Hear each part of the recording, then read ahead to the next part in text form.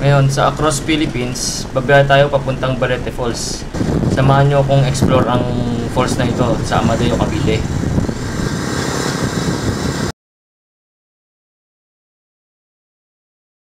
Makailang sandali pa, nadating na namin ang Balete Falls.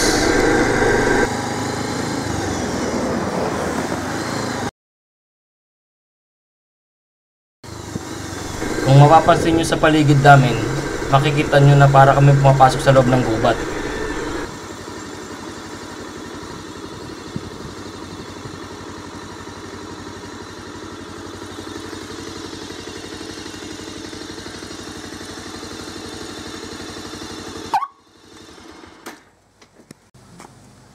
Ngayon, nandito tayo sa Balete Falls. Kakarating lang din natin. So, magbabayad tayo ng entrance kaso walang tao, nasa baba daw eh. So, ang entrance dito 70 pesos or 80 yata. So, ma-check natin mamaya pagbaba natin. So, tara, check natin yung falls. First time ko rin pupunta rito. So, samahan nyo akong explore tong lugar na to. Okay, tara, baba tayo. Pagpasok pa lang, pansin mo na ang green na paligid. Nature na nature ang datingan. At hindi na rin na makapaghintay na makita ang waterfalls.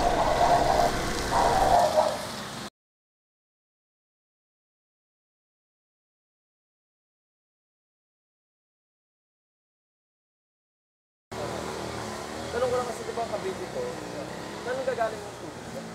Sa punta mo lang, sa bundok pala sa taas.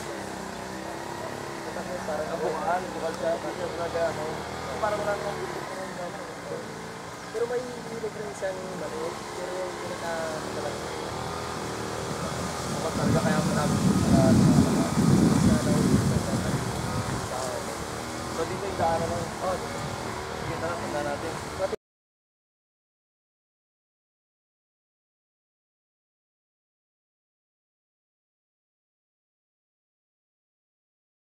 Ikaw yung caretaker, so dalawa kami dito.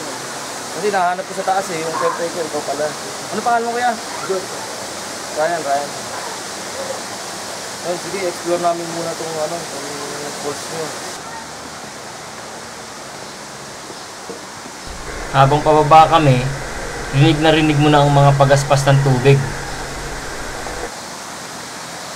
Lalo tuloy ako hindi makapaghintay na makita ang ilog at ang waterfalls.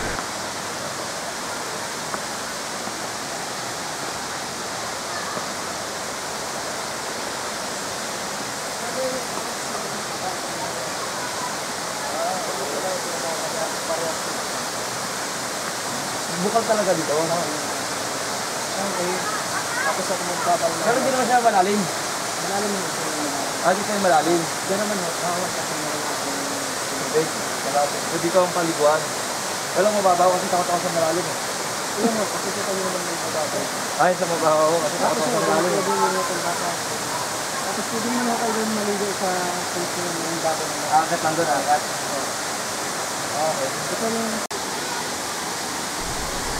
mula sa kinakatayuan ko, makikita mo na ang maliit na falls at ang ilog na galing sa bukal na mula sa bundok.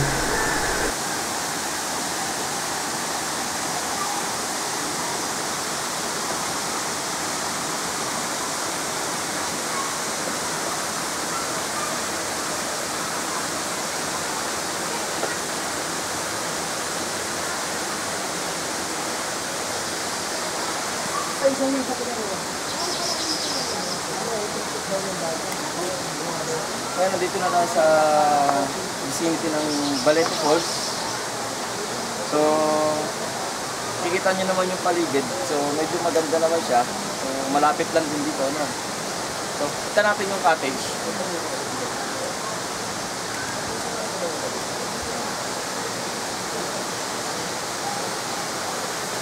Yung cottage na to, worth 300 pesos po. So, walang sabi, walang basta 300 pesos po. Tapos, ito itong halita. Yung kabilang side naman, is itong may-ari nun. So, hindi natin alam kung magkano price range nun. Kasi, yung ilog para sa lahat. Pero yung magkaibang side, magkaibang may-ari. So, ibang may-ari nito, ibang may-ari ng kabilang side. So, tingnan natin yung isang malaking cottage nila na worth 500 pesos.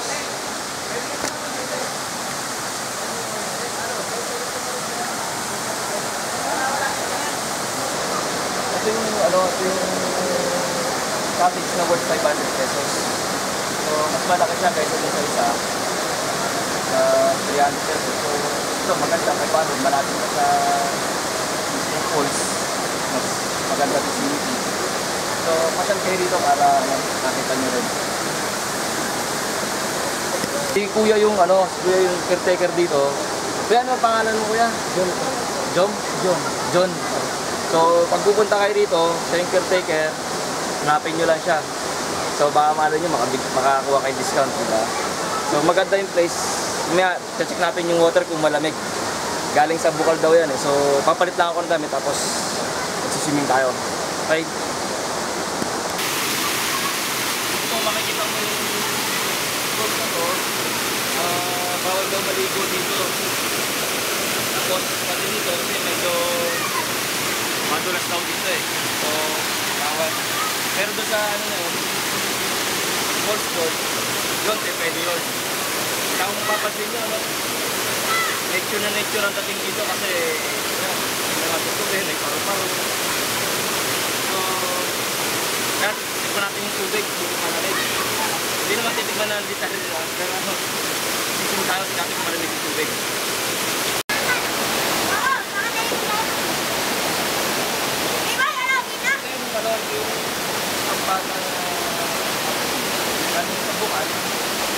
Para sa inyo, yung pambata lang yan. So, hindi na lang yung pambata. So, pambata. Okay ba tayo? Alam yung patubig? Kaya ako rin, hindi ako doon. Hindi ako sa kanila.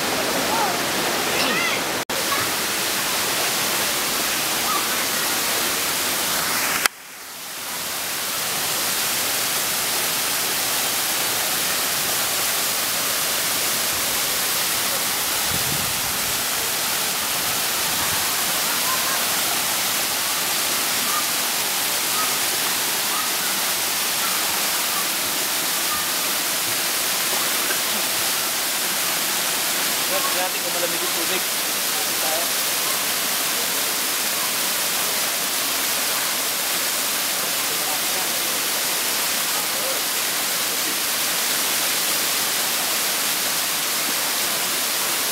Tignan ko malamig.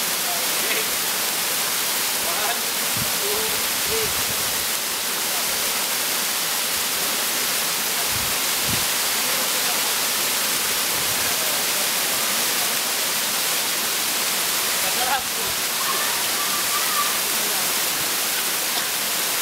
Malamig ka, malamig. Pwede. Okay dito, okay.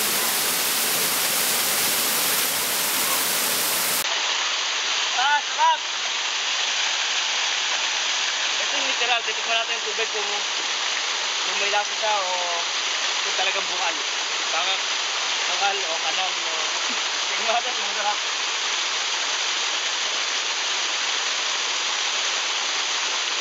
Okay siya, wala siyang lasa. So, bukal nga. Hindi siya yung basta ilog-ilog lang. Ito yung talagang mineral water talaga. So, mamaya, testingin natin yung ibang part pa nito. Magpapalamig muna ako dito.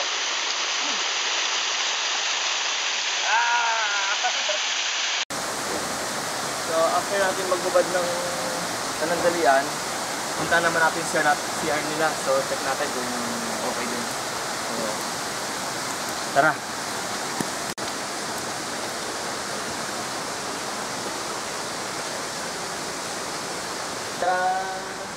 Tara, check natin yung CR.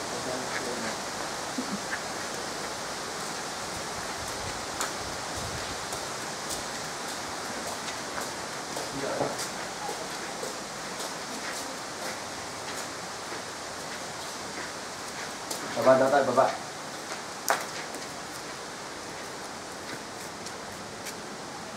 CR. Saan tayo nagtitreasure hunting?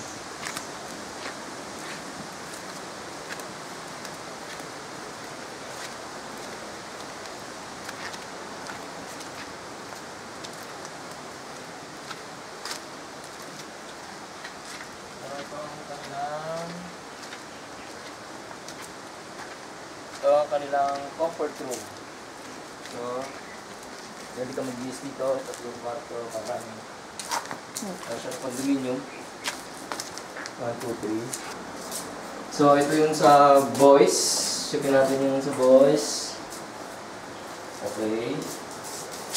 Hindi naman. Okay na rin, malinis.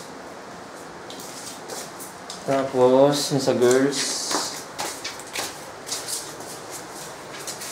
Okay, so, wala lang siyang ilaw. So, pero may gripo siya. At may tubig din dito. At merong papaya. So, kung gusto nyo magluto, may papaya dyan. Tinola. Tinolang manok. Tapos, yun. Checkin natin yung bandudar ulit. Kumaya. Ito yung pinaka-split dumping area nila. Ito ang nagdadive yung mga tao, nagtatalo ng tubig. So, dito sa part na ito medyo malalim. So, ideally para tali lang talaga ng mga paglaring turista. So, yan, nagtatanong dyan.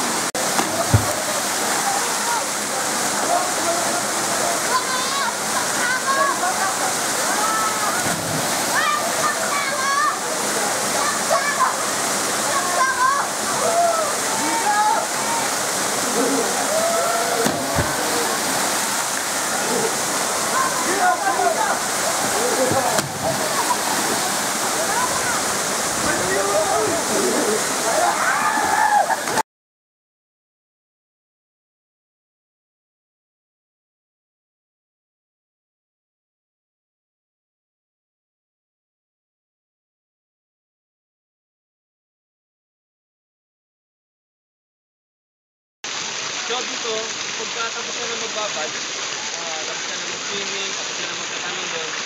So ito yung pinaka-shower nila. Dito ka pwede magsabon, dito ka pwede magpanlaw na. Para ako mag-drink ka na. Ito yung lugar na yun.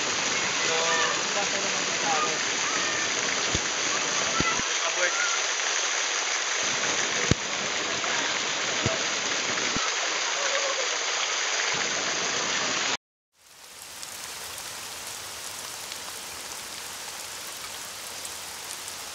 Masarap dito mga kabayan.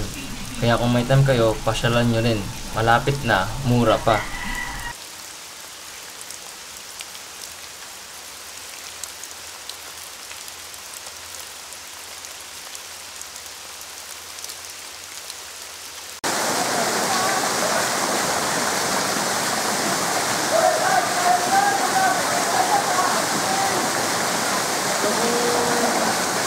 Nature trip ang gusto nyo, pwede kayong pumasyal dito sa Balete Falls. Free flow yung tubig niya, river siya, galing sa bukal yung tubig. May falls din din sa dulo. Makikita yung sa likod ko, maganda rin yung scenery niya. So malapit lang naman dito, Cavite lang to, sa Amadeo Cavite, Balete Falls.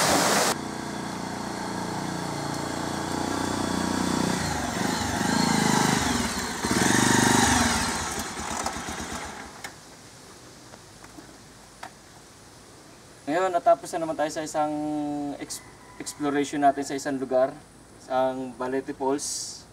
So hanggang sa susunod, abangan nyo ulit ako at samahan nyo ako na mag-explore across Philippines.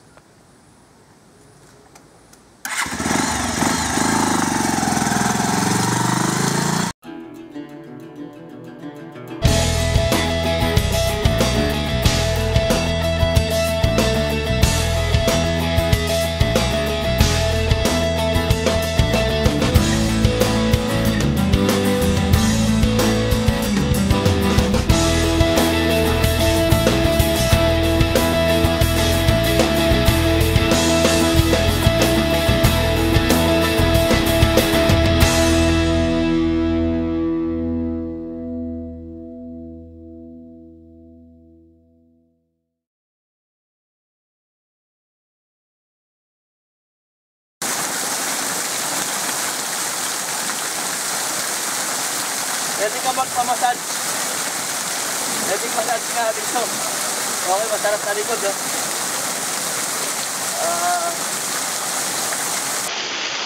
Kung may Balete Falls, May ihipon.